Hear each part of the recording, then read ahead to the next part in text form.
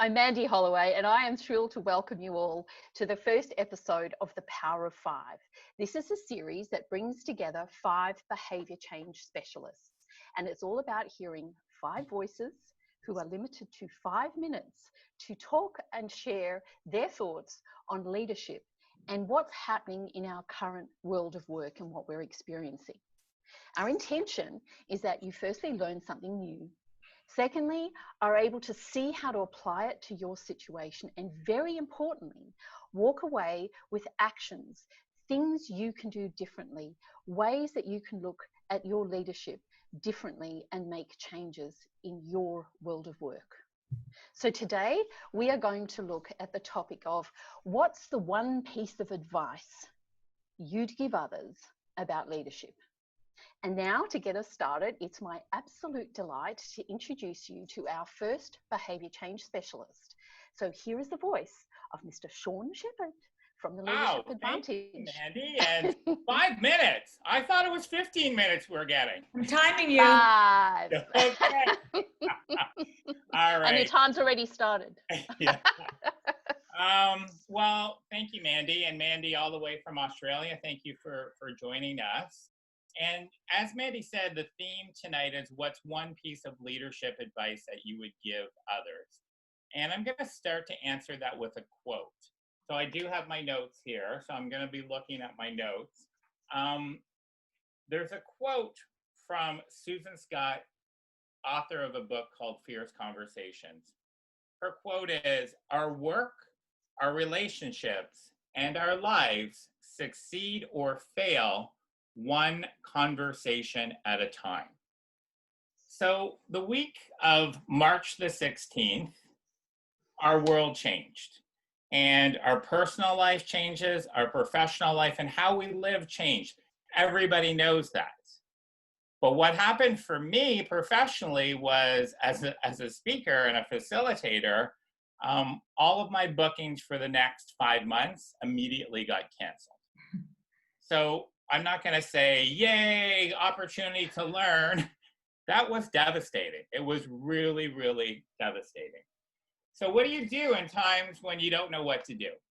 Like so many of us right now don't know what to do. Maybe for the first time in our career, we feel lost.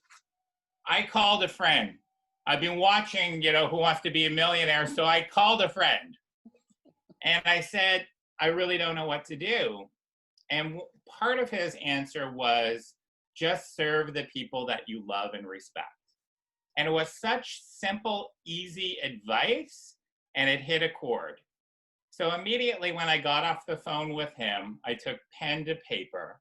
Now I work by invite and referral only, so I've already weeded out the people that maybe were not a good fit. And I came up with 22 names of leaders that I love and respect, that either I had worked with in the past or I'm currently working with. And I invited them to an event called Socials with Sean Virtual Edition. So I do this live in person where I bring clients and cool people together and they bring a friend and we have a great time, and I use it as an opportunity to do some group coaching. Well, first problem was I didn't have a Zoom account. So I needed to sign up for this thing called Zoom. And then I wrote an invite on the Zoom to my virtual Socials with Sean. I invited 24 people with the intention of, let's have a distraction from our current reality for 1 hour. Let's actually connect and have real conversations amongst ourselves, because often leaders, who do you talk to? Like, who do you talk to? The higher you go in the food chain, you have nobody to talk to. And the third thing was I guaranteed that they would take something away from that socials that would make them smarter that they can apply with their team tomorrow. I launched that. 2 minutes before we're starting, nobody showed up. And I thought, I invited them to a party that nobody's going to come to. And then 14 people showed up. They had real conversations. They talked about the issues that they faced every day. They connected, they laughed, and they left a little bit smarter. At the end of that, somebody said, can we do this again next week? And I ended up doing that for 6 straight weeks. Wow. It even surprised me how quickly they got together, and the opportunity that they never would have had to get in the same room. They were right across North America, one conversation at a time. So what I'm going to say to you is, what conversation do you need to have? What conversation do you need to have with you?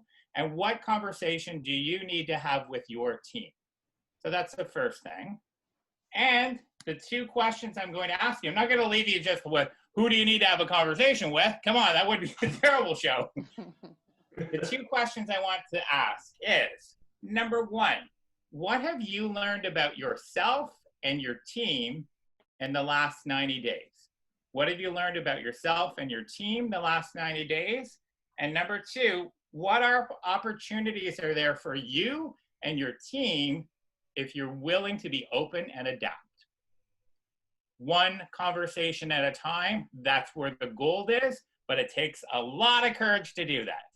So I'm proud that I was the leadoff hitter in our new series. Yay, I would like a round of applause from the other 4 speakers. Yay! And I will say, from the timer, you were pretty bang on, Sean, for the leadoff. So I'm pretty good, Well right? done. So with that, I want to turn it over to Catherine Harrison from Purple Voodoo to take it away with our next nugget of wisdom. Take it away, Catherine. thank you, Sean. So my one piece of advice would likely be practice mindfulness. And I say this because I believe that practicing mindfulness actually enables leaders to improve on any other leadership skill or leadership behavior that they're trying to do, not just through a global pandemic, but just in being the most effective leader they can be in general. So, for years, if not decades, we know that the most effective leaders have self-awareness.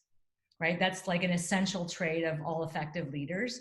And it's about understanding your personality, understanding your preferences and your tendencies and your habits and behaviors and thinking patterns, the good, bad, and the ugly, that self-aware leaders are comfortable and curious and courageous enough to actually look in the mirror on a regular basis and find out what's going on. And additionally, as humans, we all have that ever-present thought bubble happening up here with self-talk, again, good, bad, or sad, with certainly these days especially, myriad bits and bytes of information that keeps us distracted. And even when we're having a conversation or when we're on a Zoom webinar, there's a million other things happening all at once. And so mindfulness and the practice of mindfulness is the ability to observe all of that chatter, to observe all of that noise, to notice the patterns, perhaps, some of our tendencies, some of those deep grooves that we have come to kind of in a rote fashion, just follow along. And it enables individuals and leaders particularly to distance themselves a little bit from that and be fully present. And so be fully present to the task at hand, be fully present to the conversations at hand. Sean just mentioned conversations are so critical. Be fully present to the decision-making at hand. And so mindfulness really helps to steady a leader, and particularly in times of chaos and uncertainty and volatility and pandemics. Steadiness is such a critical characteristic and behavior and skill, and that steadiness in a leader helps to provide steadiness with their staff and their peers. One of the cool things about practicing mindfulness is it's not about not feeling or not thinking things. As humans, I mean, we're messy animals, and we come with a whole bunch of really interesting triggers and patterns and things. It's just about noticing them and being able to truly identify and name what they are. I mean, even the Dalai Lama says, I get angry. I'm a human, I get angry. But then he's learned how to notice the anger and unpack it a little bit and say, hey, what's happening here? So practicing mindfulness enables a leader over time to develop a strength and a resiliency, a sense of humor, some humility. And one of the things that I love, this phrase I heard, is the degree to which you can be present and friendly towards yourself is the degree to which you can do that with others. So in wrapping up, I think that practicing mindfulness really would enable leaders to be the best leaders they can possibly be as present as they can be in all of the other behaviors and skills that they're seeking to develop, and be the best support for their own folks. And the cool thing is, my one tip is Google how to practice mindfulness right now, and you will find so many different ways. And really the recommendation is to experiment and play and find the best practice that actually resonates most with you. There's not one best way to practice mindfulness, but have fun with it. I mean, we're fun humans, so play around with it and see if it helps your leadership go to another level, even in the midst of some challenging times. Good stuff. Yay.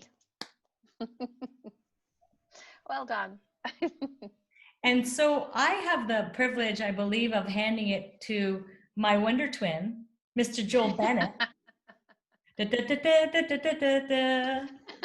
in Iowa.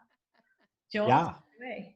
And this is a early birthday present for both Catherine and I, who will be, I think we're turning 30 in a couple of days. So I hope all of you got us a gift. Couple years older, I'm 32, but yeah. I didn't buy either of you a gift. That's all right. So leadership, it's a great topic. So early in my career, I was given the opportunity to lead a team. And while I was excited to take on the challenge, I was somewhat terrified. I was a lot terrified. But like many new leaders, I had a ton of questions. Questions like, what does it mean to be a leader? What does leadership really look like? How can I set my team up for success? How can I set myself up for success? And most of all, will anyone actually follow me? And so I attended training. I read various books about leadership and management theory.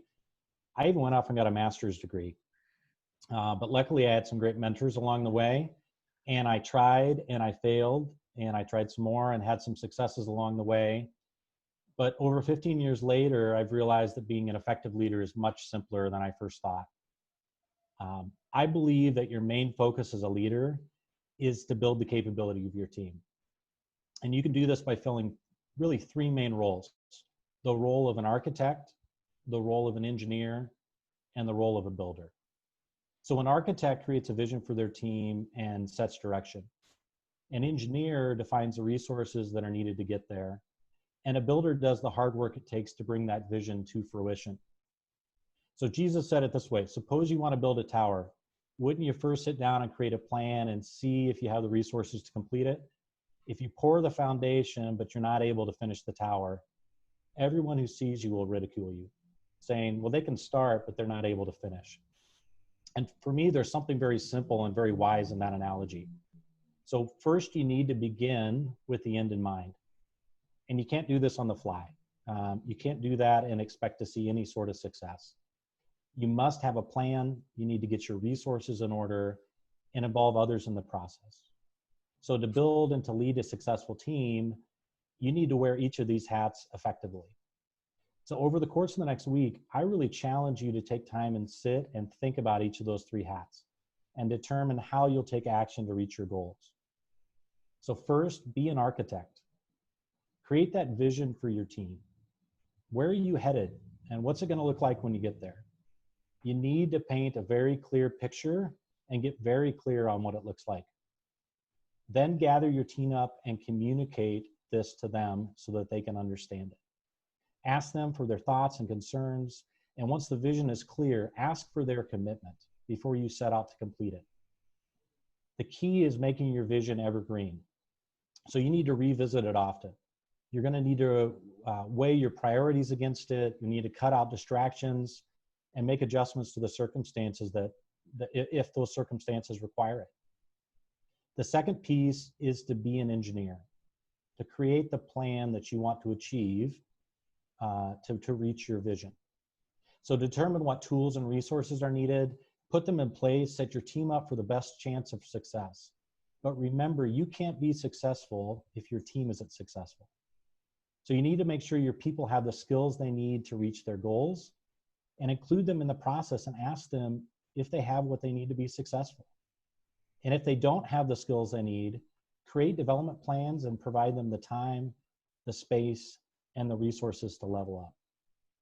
If you don't have the right people in place currently on your team, spend time hiring people who not only have the skills that you need, but are also passionate about the vision you've developed. And most importantly, assess what barriers exist and come up with ways to remove them. If you can't remove barriers from your team, they're not going to be able to perform the way you expect. And the last piece is be a builder. So it's time to execute your plan, but you need to focus on your people first. You can't do this all by yourself. So you need to delegate responsibilities based on strengths, provide stretch opportunities for team members to grow, and build time into your schedule daily, weekly, and monthly for team discussions and one-on-one meetings. Set expectations with them, review progress, and provide coaching and encouragement along the way. And when you reach a milestone, make sure you stop to celebrate it. So what's in it for you? Well, leaders who balance these two roles effectively experience higher team engagement, ownership, and productivity. They build trust with their teams because of their preparation and transparency. And strangely enough, they have a much higher likelihood of achieving the vision that they created. So once again, I'm going to lay down the challenge. If you want to be an effective leader, be an architect, be an engineer, and be a builder. So with that, I'm going to turn it over to Todd Ridge from Different Matters to share his own thoughts. Cool. Thanks, Joel. Appreciate that. 4:59. Absolutely. I will cede my extra second to Todd.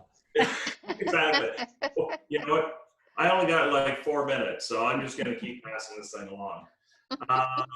Here's my advice. My one piece of leadership advice is you don't need to be perfect.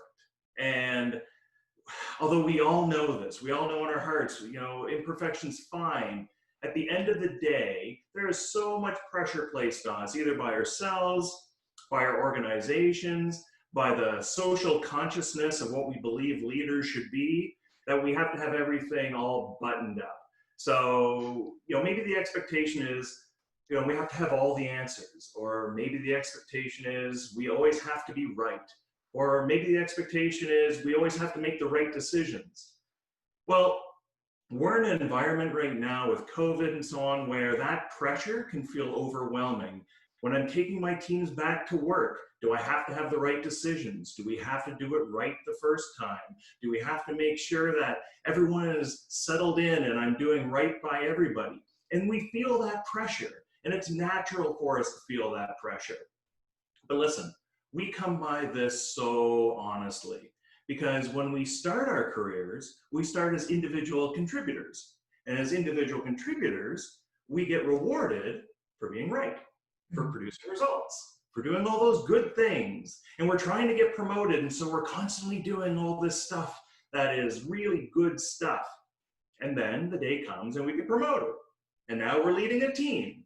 And that's fantastic. But we haven't made the jump from the fact that I'm not being rewarded for what I did, I'm now being rewarded for what my team does. And so we stay in this place as leaders of, I have to be right, I have to know the answer, I have to be able to produce. That pressure can kill you, but on top of all that, it absolutely robs your team of the opportunities that they would have if we just open it up to them. Because it's the team's achievements that are really important. And this is where collaboration comes from. This is where teamwork comes from. This is where decentralized decision-making comes from. Now, you compound that by working in a culture of failure isn't an option, and it's game over. And I've worked with so many leaders over the years where they just don't let themselves be imperfect. And here's what happens. So if I have to have all the right answers as the leader, if that's the belief I have to have all the right answers. Well, it only leaves one thing, which is everyone else has to have the wrong answers.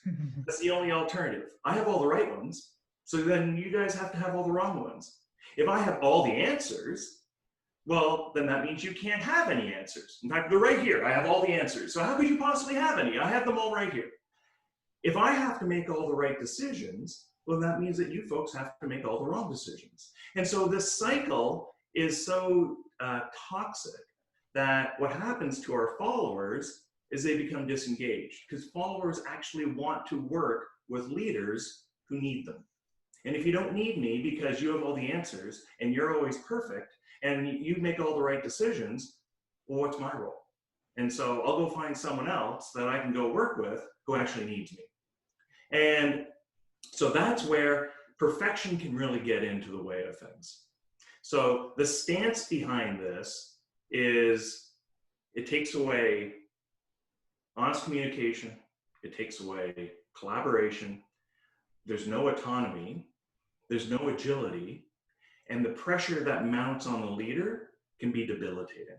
And in fact, a lot of leaders end up derailing their careers because they feel they have to get it right and they always have to get it perfect. One other place that this shows up, especially when it comes to I have to have all the decisions or I have to make all the decisions, is you become the bottleneck. There become the long line of people in front of your office who are waiting for you to find out what they're supposed to do next. And then these leaders are the same leaders who go, I have no time. I don't know what it is. I've got all these people around me. I have no time to do my own work. Well, of course you don't, because all these people are waiting for you to make the decision and tell them what to do next.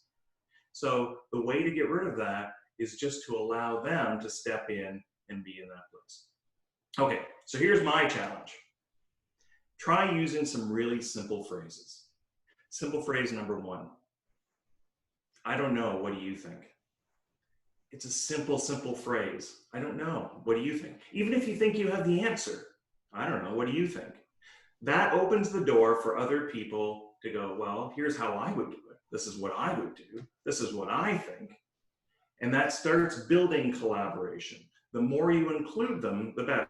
Now, here's the trick. You can't ask them what they think and play the guess what's in my head game, because that game sucks, right? That game's only fun for one person, right? Hey, what do you think? Well, I think, no, we wouldn't do that. That game sucks, right? So you have to be open to the idea that as they tell you what it is, you're in, you're game in. But try that. I don't know, what do you think? The other one that you can use is, I think I made a mistake on that. That's an easy one for people to open up, right? I think I made a mistake on that. How else could we have done it? Okay, so that's your challenge. Remember, you don't need to be perfect. That's my advice. You do not need to be perfect. Embrace it, love it. That's exactly where you're supposed to be. All right, and with that, I'm going to turn it over to our final presenter, my friend Mandy Holloway from Courageous Leaders all the way. Thank you so much, Todd. And look, my one piece of advice, and it sort of encapsulates what a lot of you have said, is to bring your human kindness into the workplace every day when you lead. So the stories we've been telling ourselves for years, and I know I've been on the receiving end of them, is firstly, you need to be professional, and there is no place for emotion in business. We went on further to say, and I don't know if you ever had those talks when you got made a manager, Mandy, do not be too friendly with people. It will cloud your judgment. So straight away we go, oh, I have to remove myself from being around people. We went even further to label that capability as soft skills, right? Who wants to be soft when they're leading, right? Especially with the third element of the story is that we are held to account as leaders to hard, tough KPIs that result to short-term bottom line results. Our remuneration, our position, our future is resting on that. So who wants to be soft? What I want to do is share with you, why does it matter? Why am I saying bring human kindness into the workplace? Well, firstly, I've got 5 points. The first one is we need more human beings, not human doings, especially when we're moving out of crisis into recovery. We're also looking down the neck, or whatever we want to call it, the big hole of economic downturn. We've also been talking about it for years. I've been at lots of conferences where we talk about artificial intelligence that's going to open up for leaders to be more human. So we know that we actually need to be more human. But what does it mean? What is it going to take to be human? Well, the first thing, and many of you have spoken about it, is going to take enormous courage, because we're going to have to disrupt the status quo. People are not necessarily going to agree with you. They're going to label you soft. It's going to require trust, a deep level of trust. I'm going to have to be a lot more open with my intent. I'm going to have to use a much stronger level of integrity and be transparent with it. If I do that, it's going to require a lot more vulnerability. As I talk about these, the person that comes to mind, the global leader that comes to mind, and look, I am favored because she comes down from our part of the world, is Jacinda Ardern, New Zealand Prime Minister. And she is showing that by being a human and bringing kindness, she is connecting with other humans. And we all, as we've heard from Todd, we want to feel like we're needed. We want to feel like we're belonging. We have to find a place for emotion. We have to dismiss this myth about being professional means that I don't bring me as a human into the workplace. Because if I come in as a human and I bring kindness, it means I have to be okay with emotion. And if I do that, I'm going to have a deeper and more real connection with people in the workplace. Now, why do we run away from that word kindness? Because we think it's soft, we think it's fuzzy and warm. I'm going to say to you, it's not. To be kind requires you to be honest, to be real and authentic and tell the truth. I had, just before I was due to start a leadership program, 2 weeks out, the CEO pulled me aside and he said, I was working with him and all of his direct reports, and he said, Mandy, I want my people to stop being nice to each other. I looked at him. He said, you don't know what nice means, do you? And I went, well, no, you might have to tell me. He says, nothing in me cares enough to tell you the truth. Isn't that true? Mm. We often are nice to each other because one of the comments that, if you think about, all of us remember, we talk about needing to be cruel to be kind. So we think the truth is being cruel. No, it's not. The truth is being kind. If we want to do what Joel says, develop capability in people, if people are not performing, we need to tell them the truth, not talk about them behind their backs. So being kind is hard. It's not soft. And we can actually reframe that as our competitive advantage. So my call to action is, in the next week, I'm going to challenge you to be a human. And you can choose one of these 5 things. 1, bring emotion into your workplace every day. If you don't want to do that, do the second one. Be kind. Show compassion and care towards the other humans you work with every day. Or the third one, trust others. As Lao Tzu said, no trust given, no trust received. Give trust. The fourth one, empathize with others. Really understand what they're going through as we're going out of crisis and into recovery. Or number 5, embrace and own your vulnerability. Those are the 5. I challenge you. You could even do all 5. I want to leave you with the wise words of someone that Catherine referred to, the Dalai Lama. People were created to be loved. Things were created to be used. The reason why the world is in chaos is because things are being loved and people are being used. People want to feel like they matter.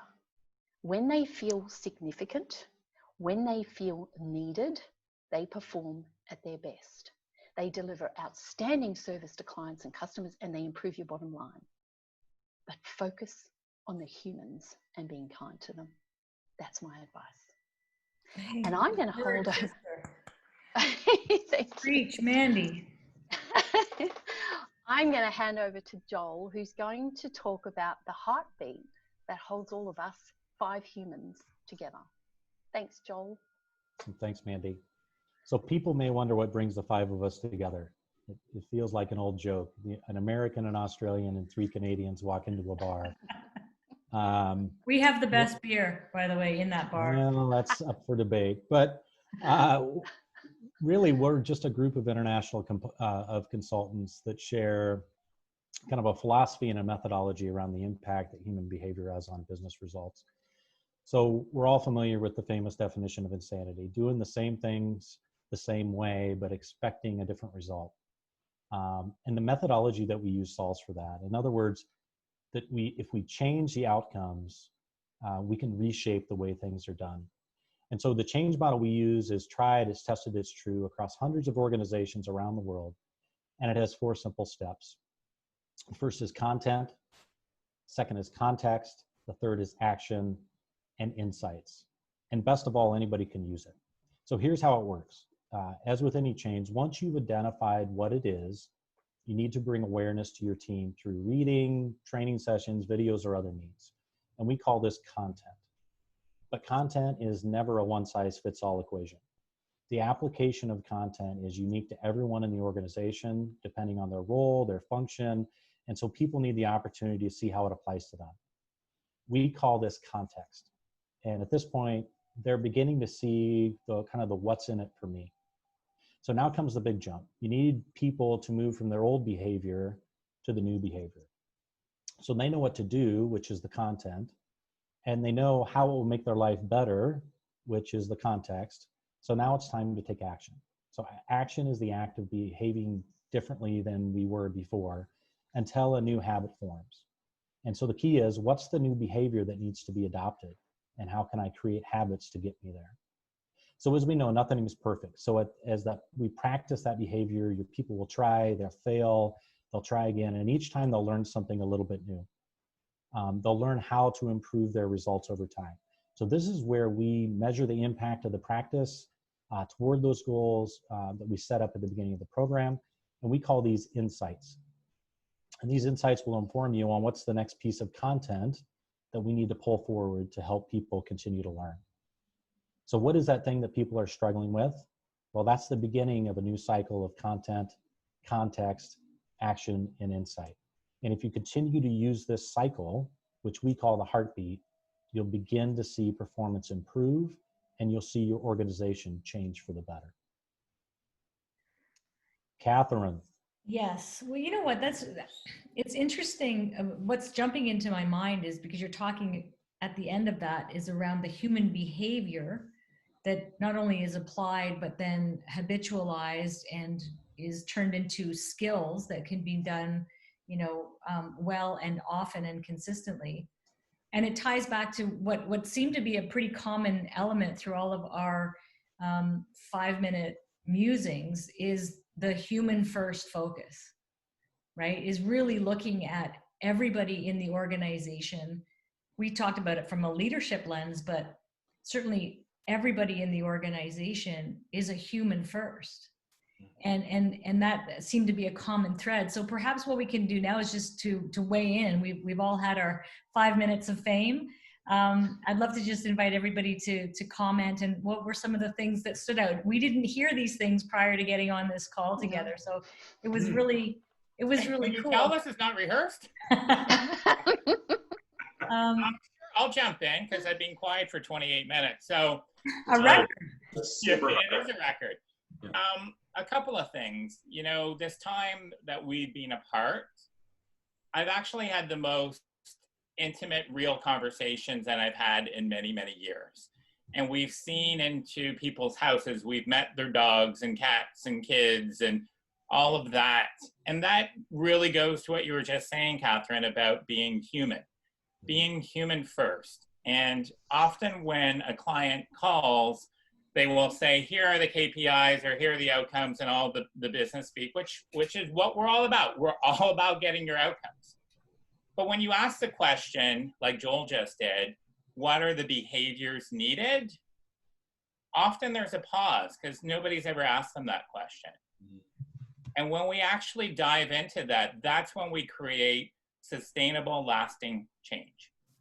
And that's something that we're all passionate about, that brought us all together. And the other quick thing that I'll say is Todd's point about perfection. You know what? There's never been a time that people have been more forgiving about imperfection. National TV shows are freezing out on Zoom. Like, come on, just get on the field and experiment. That's where all the growth is. Yeah. Yeah. I think picking up on what I think Catherine said as well, and it sort of it links with what Todd was saying, is that as humans, we're messy.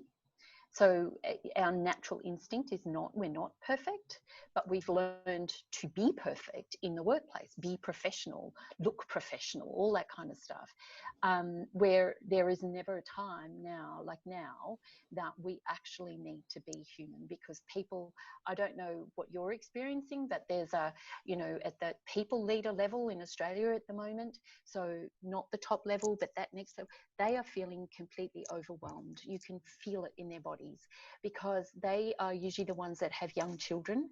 They're now worried about, how do I get my kids to school? I'm not allowed to use public transport. I've got a boss who's now saying we're returning to work and expects me to go back to what was. And I'm just feeling completely like I'm just a mess. And we're expected to go and turn up and be professional. Yeah. Totally. Well, it's funny, Mandy, to that point, parent shame is such a huge thing to begin with, right? I'm not good enough as a parent. Everyone else is doing it better. I don't know, and then you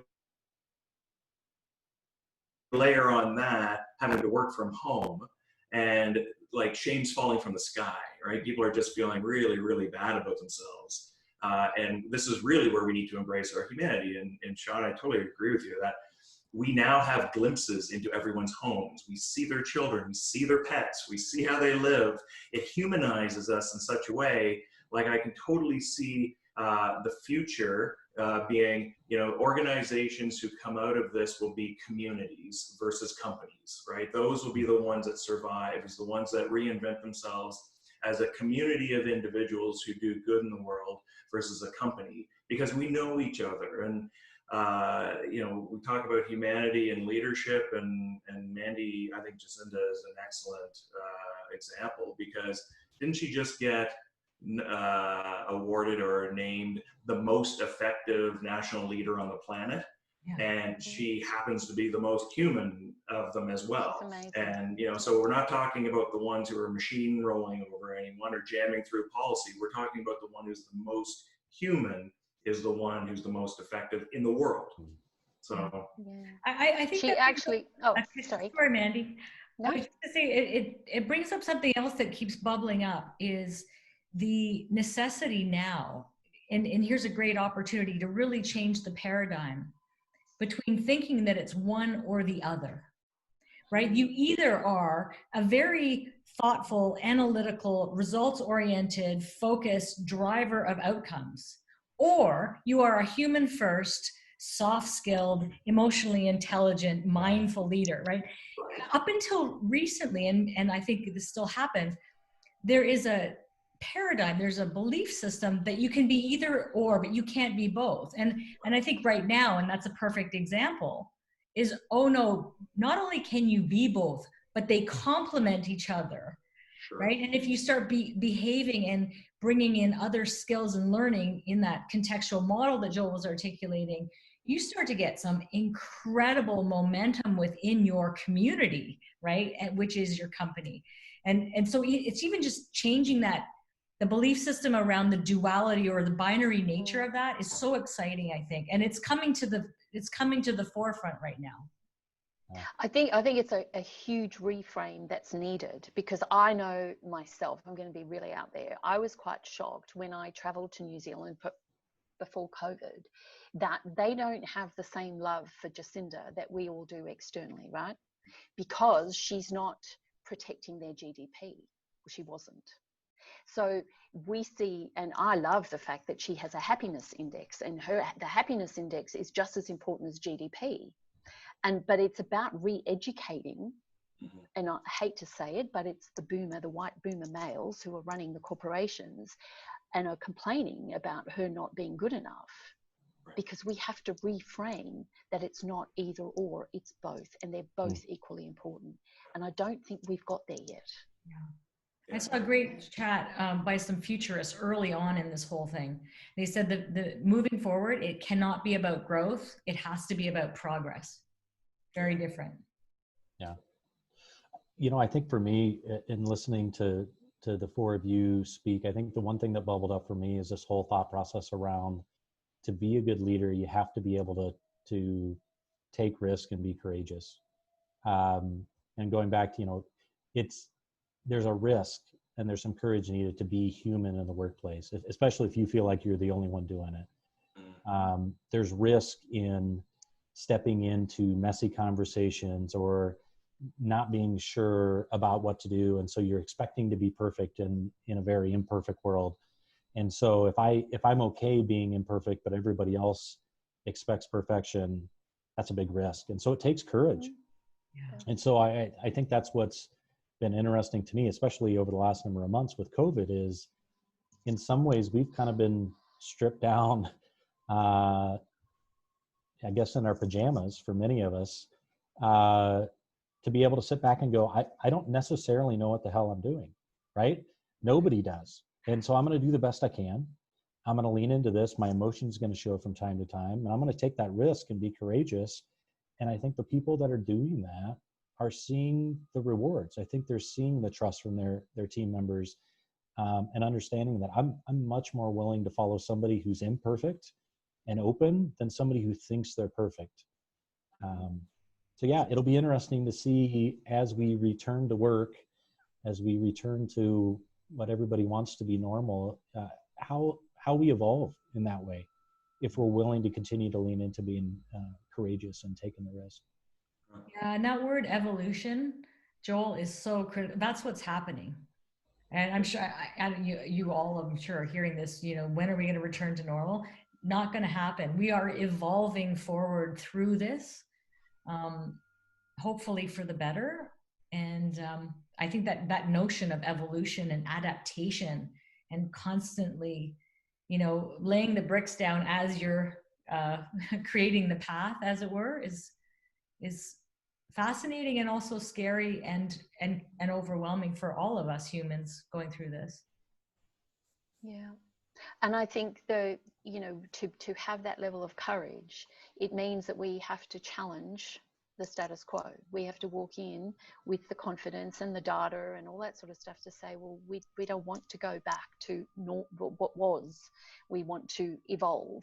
So that means challenging. And I know in Australia at the moment, there's been a lot of conversation around the level of trust, because obviously if I'm going to go in and challenge, I have to have trust that that challenge is going to be received constructively, if that makes sense. Otherwise, I could be judged as being a troublemaker and all this sort of stuff. And when people are feeling at risk with their jobs, if trust isn't high, then that has an impact on how much courage people are going to have. And I think if we look globally, trust is probably at an all-time low at the moment.